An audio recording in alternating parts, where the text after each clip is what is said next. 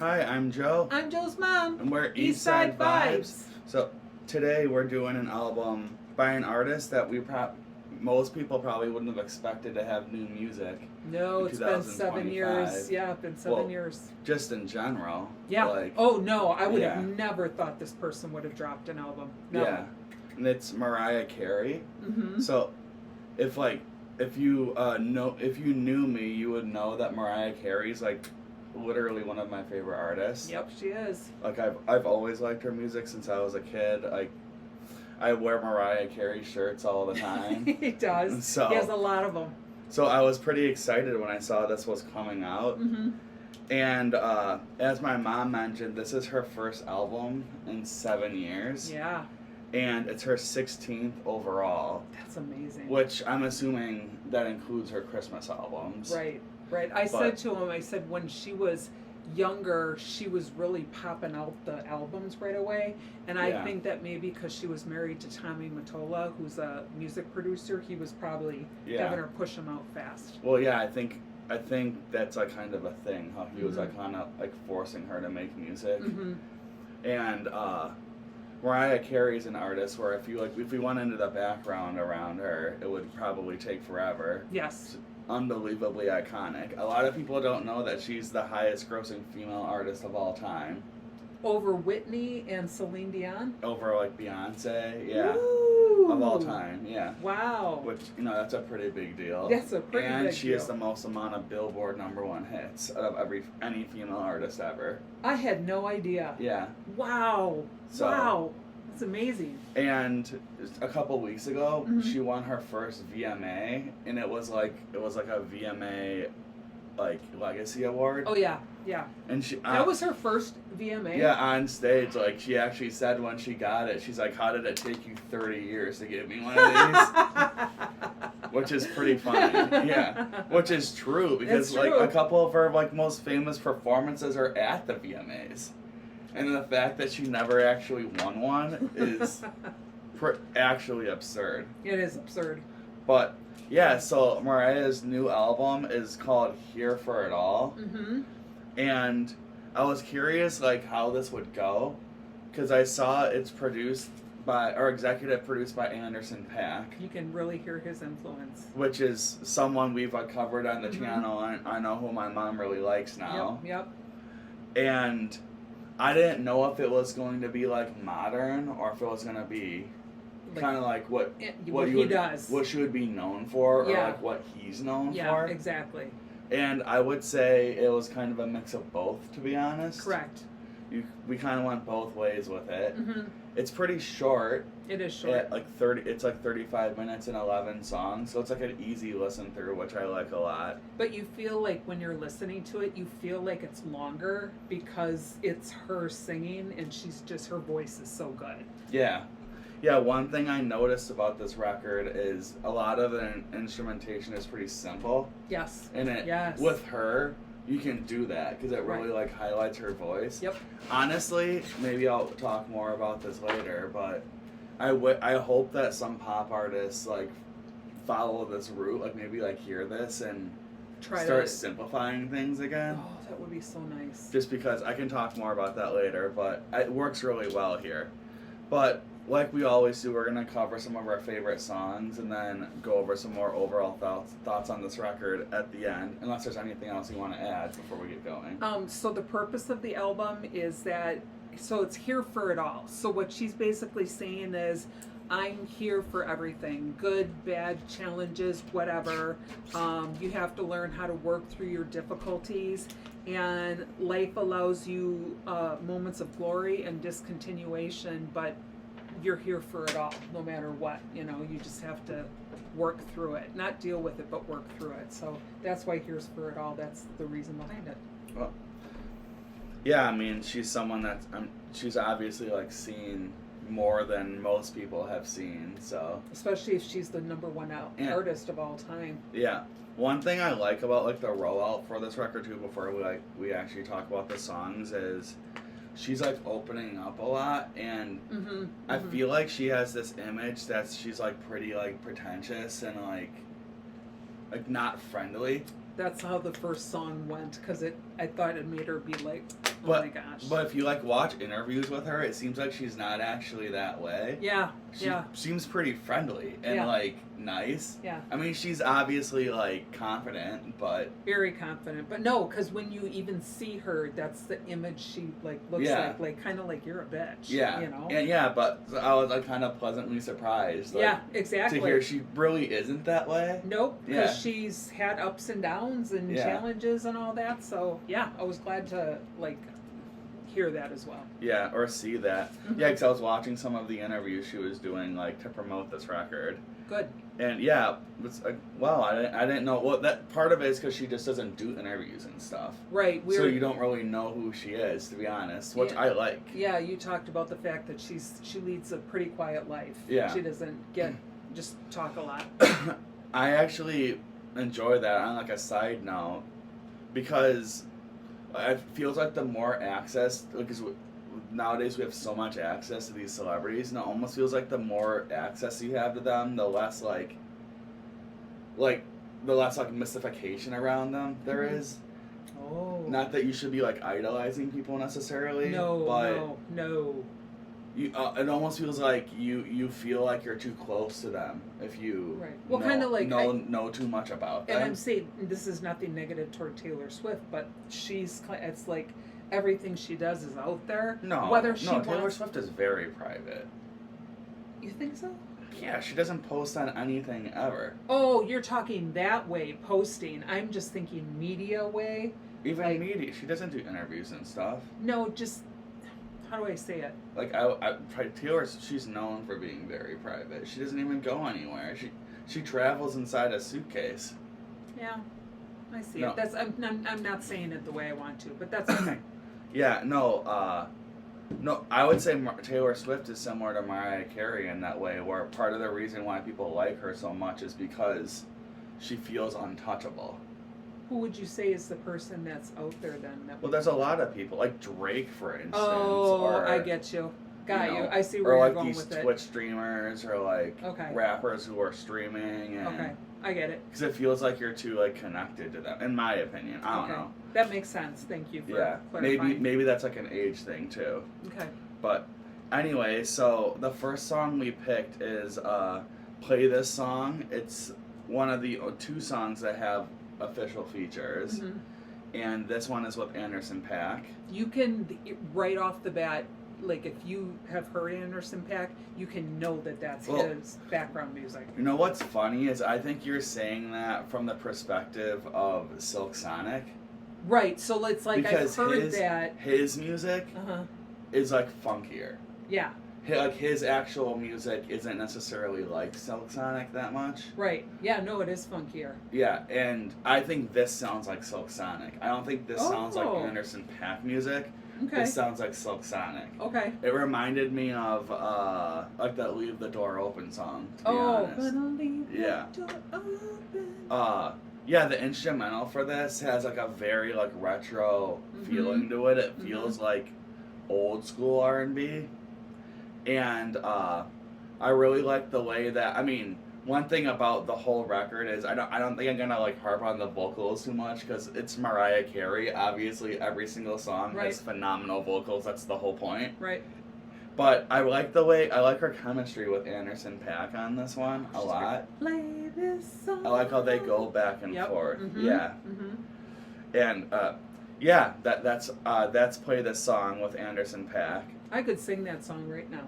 Yeah, that's definitely one of the most memorable songs. It is. I think as a whole, this album, like, you can listen to the whole thing through, but there are a couple songs that really stick out. That was one of them. That's one of them. Another one is your first song, and that's Sugar Sweet. Yeah, and that was a single that came out, I remember. Yeah. But I don't, like a month or 2 months ago or something?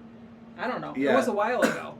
But that is featuring, is it Shensi and Kehlani. Who is this Shensi? Who is that? I'd never heard of her. Oh, okay. It sounded like she was like Jamaican or something. Oh, she is. Yeah. Yes, she is. Because I remember there's a part in the song where she sings and you can hear that accent. So I did look her up, and she is Jamaican. Yes, you're correct. Yes, she had a Jamaican sounding accent. Mm-hmm.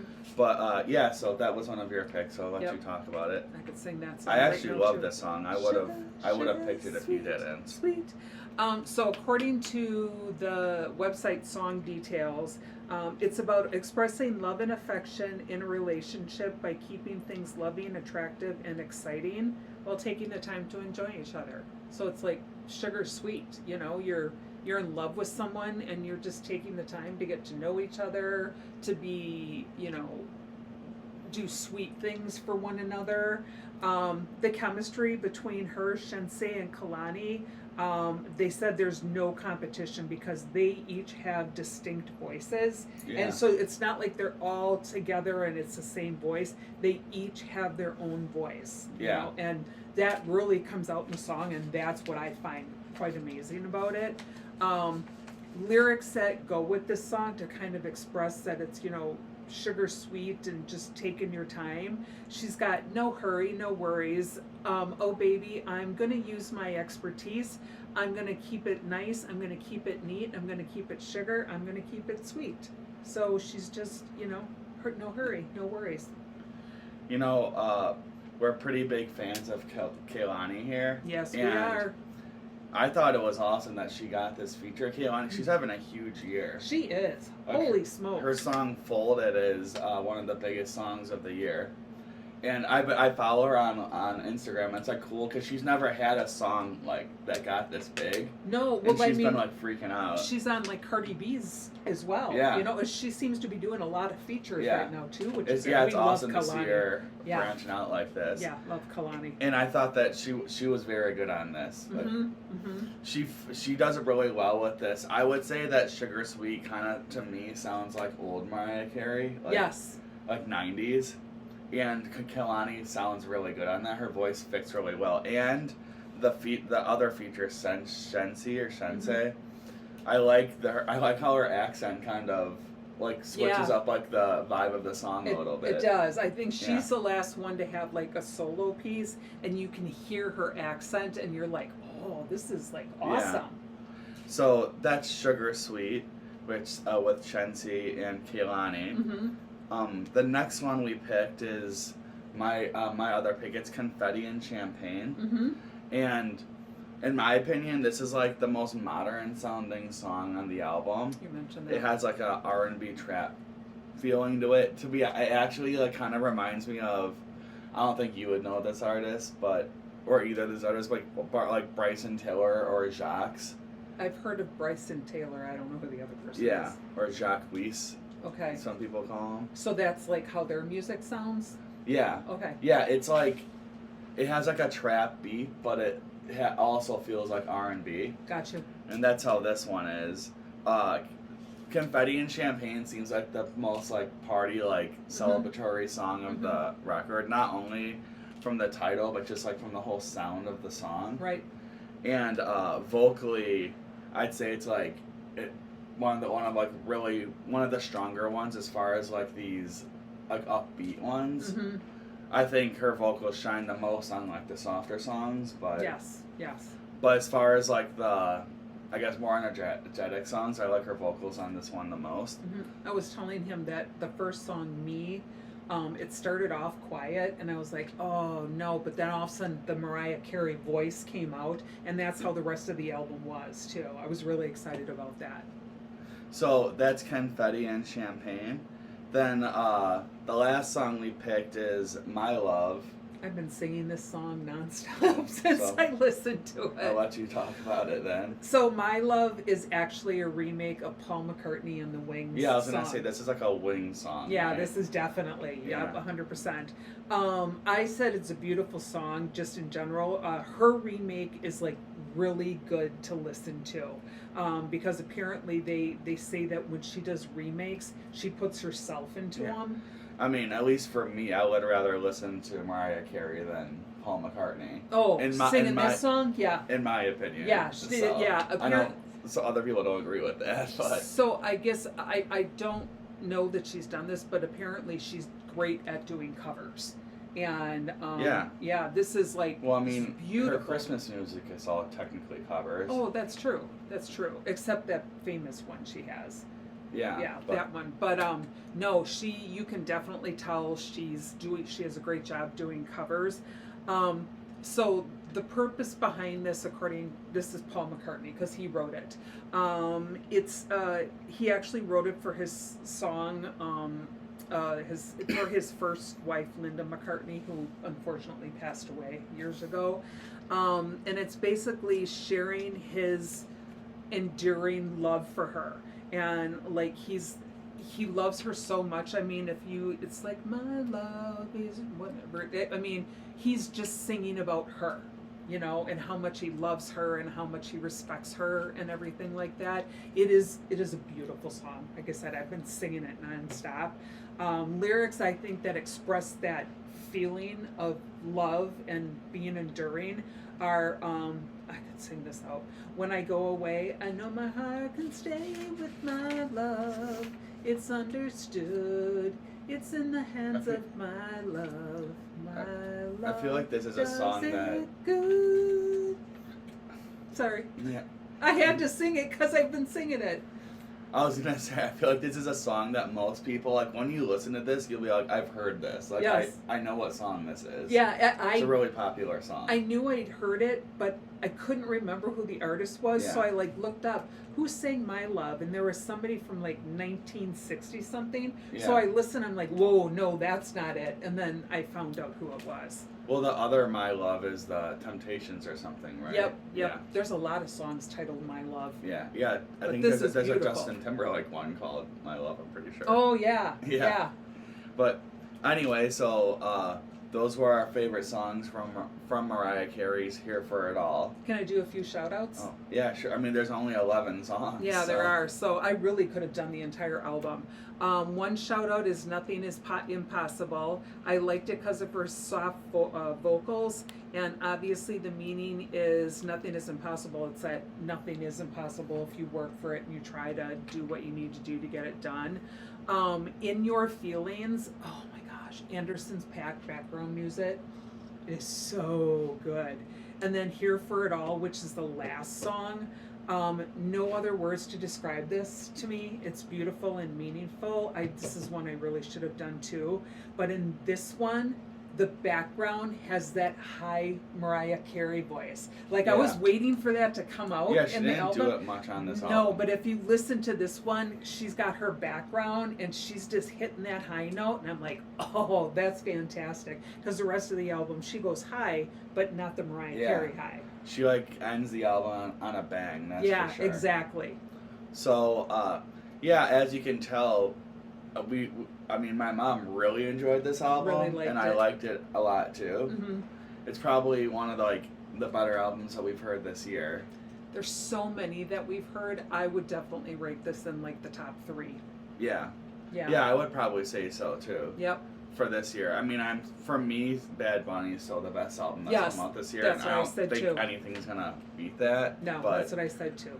But like for what this is for an artist like this late into their career, it reminded me a lot of Clips too, where it's like an artist that's like deep into their career that's like taking their old sound and like making it modern, and it works super well. Right. And I was just, when he said let's listen to the Mariah Carey album, I'm like, she came out with a new album, and then I was I will say I was pessimistic about it because it was like so many years, like we hear her all the time, but I didn't expect a new album, and it is fantastic. Yeah, she killed it for sure. Killed it. Mm-hmm.